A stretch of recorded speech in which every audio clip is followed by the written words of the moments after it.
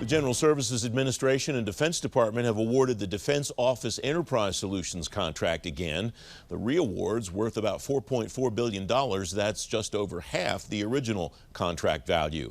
Alan Thomas is Chief Operating Officer at IntelliBridge, former Commissioner of the Federal Acquisition Service, GSA. Alan, welcome. It's good to see you. How does this happen for a deal that started out at one price and winds up at a lower price on the reaward? Is there such a thing as a typical reaward like this? Good to see you again also, Francis.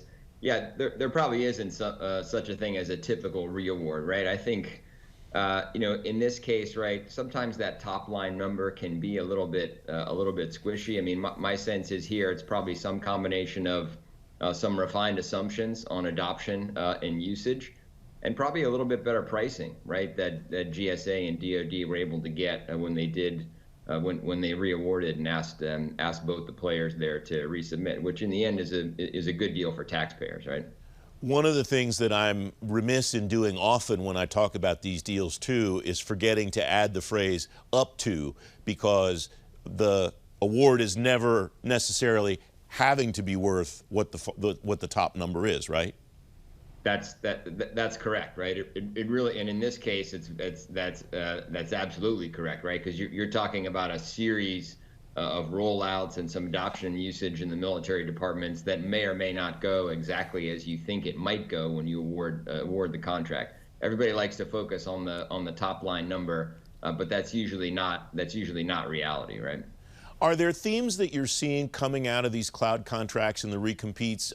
You're not here to talk about JEDI, but it strikes me that agencies all across government are looking at these deals and trying to figure out what the best steps are to move forward, Alan. Well, I think when I step back and look at this, I say it's important because it actually shows that DoD, and in this case with some help from GSA, can actually award and begin work on one of these mega cloud contracts. So I did think about JEDI when I heard about the reaward, because that's been tied up for so long. The demand signal from users for cloud capability is going full force right now, and I think people are wondering if the procurement process can keep pace. Hopefully, this starts to show that the procurement process can keep pace. We'll see with respect to JEDI. Where is the easiest place for an agency to try to gain ground in that whole process? Is it in the requirements writing process? Is it in the research and work that they bring either directly to the vendor community or to GSA or some other contracting organization? Where do these things tend to go wrong when they go wrong? So I think it really, it's sort of a measure twice, cut once kind of approach, and I think the acquisition strategy is key.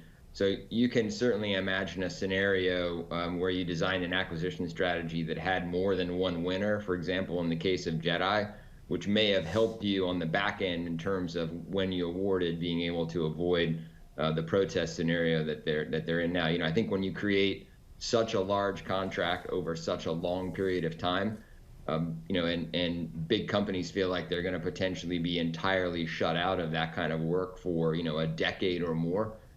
It creates a sort of incentive to kind of use every arrow in the quiver you can to try and lengthen out the procurement process if you don't win. So being smart about the acquisition strategy and how you develop that at the beginning can save you a little bit of time on the back end.